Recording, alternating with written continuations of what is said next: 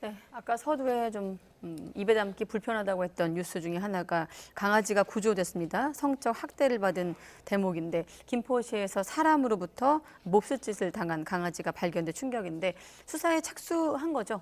네, 저도 이 기사를 보고 정말 충격을 금치 못했는데요. 한 동물 단체가 이제 고발을 하게 되었습니다. 그 고발을 한 내용을 보면 한 강아지를 이제 구조를 하게 되었는데 생식기가 아주 심하게 훼손이 되어 있었고 머리도 크게 어떤 물체, 둔기 같은 걸로 가격된 그런 흔적이 있는 걸로 보아서 어떤 이 피해 양상을 살펴보건대 사람에게 어떤 성적 학대를 당한 것으로 보인다라는 신고가 접수가 된 것입니다. 이 강아지는 공원, 김포 공원 인근에서 발견이 되었는데 이에 따라서 수사가 착수가 되었고요. 근데 인근에 어떤 CCTV라던가 이런 부분이 지금 정확하게 확인이 안 되고 있어서 수사가 좀 난항을 겪고 있다는 안타까운 소식까지 함께 전해지고 있습니다. 네, 뭐 아무리 생각해도 좀 쉽게 이해할 수 없는 그런 상황이기도 한데 경찰이 결국 이제 CCTV나 차량 블랙박스를 확인해서 이제 추적을 하겠다라는 계획인데 어떤 방식으로 좀 수사가 진행이 될까요? 그렇습니다. 일단 가장 중요한 것은 CCTV 같은 것이 정확히 남아 있다면 가장 정확하고 강력한 증거가 될 텐데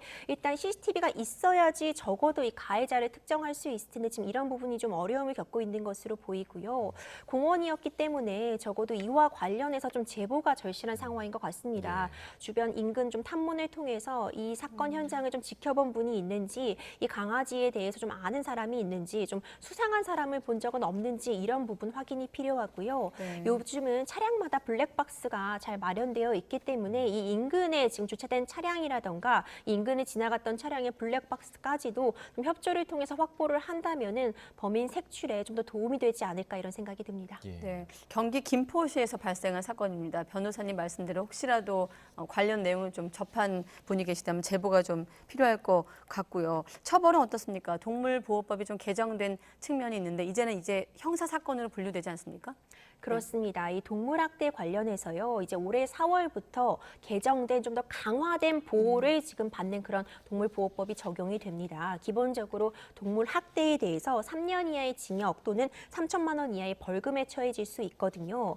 특히 이 학대의 범위도 굉장히 대폭적으로 늘어나게 그렇게 개정이 된 부분이 굉장히 고무적이라고 볼 수 있는데 많은 분들이 문제점으로 지적해 오신 것처럼 이런 학대 사건이 발생한 것도 어떻게 보면은 동물을 제물로서 이전에는 이번 개정 전까지는 이런 동물 학대가 일종의 재물손괴죄라고 해서 핸드폰을 부순다거나 누군가의 가방을 찢었다거나 하는 재물을 망가뜨린 행위와 동물을 망가뜨린 행위가 같다고 보는 그런 경향이 있었거든요. 하지만 이번에 개정된 동물보호법에서는 이런 학대 행위에 대해서 적어도 굉장히 강화된 처벌과 함께 어떤 학대에 대한 인식 개선까지도 담고 있기 때문에 이 부분은 좀 고무적인 측면이라고 볼 수 있겠지만 여전히 우리나라가 반려인구가 많음에도 불구하고 그와 더불어서 이 동물 학대 사건도 굉장히 많이 일어나고 있거든요. 다른 나라는 더 처벌이 강하더라고요. 그렇죠. 다른 나라 여전히 다른 이제 동물의 어떤 복지가 높다고 인정되는 그런 국가들에 대비해서는 우리나라가 이제는 따라가고 있는 추세다. 그 추세에 맞춰가고 있다고 볼 수 있는데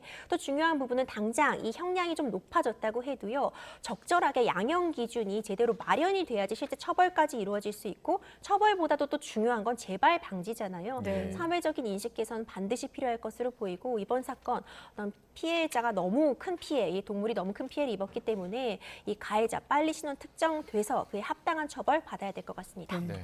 자, 이런 비슷한 사건들이 계속해서 발생을 하고 있는데 정부가 반려동물 영업장 전반에 대해서 집중 점검 또 단속에 나서기로 했다고요? 그렇습니다. 앞서 말씀드린 것처럼요. 지금 올해 4월부터 개정된 동물보호법에 따라서 굉장히 많은 내용이 달라지게 됩니다. 기본적으로 영업장에 대해서 준수되어야 할 사항도 늘어나게 되고 불법적인 사육에 대해서도 굉장히 단속이 강화될 것으로 보이기 때문에 편법, 반려동물 영업장 집중 단속할 것으로 보이고요. 반려동물 생산 판매 시에도 준수할 사항들에 대해서 점검에 들어간다고 합니다. 뿐만 아니라 이제 지자체와 민간 합동 단속까지 진행된다고 하니까 이번 기회에 이 반려동물 시장이 굉장히 커지고 반려 인구가 늘어난 만큼 그에 합당한 그런 사회적인 제도까지 마련되는 계기로 삼았으면 합니다. 네, 이런 사건들을 방치하면 자칫 사람으로 또 향한 그런 사건으로 번질 수 있기 때문에 이번 말씀하신 대로 좀 엄벌이 필요해 보입니다. 임주혜 변호사와 함께했습니다. 고맙습니다. 감사합니다.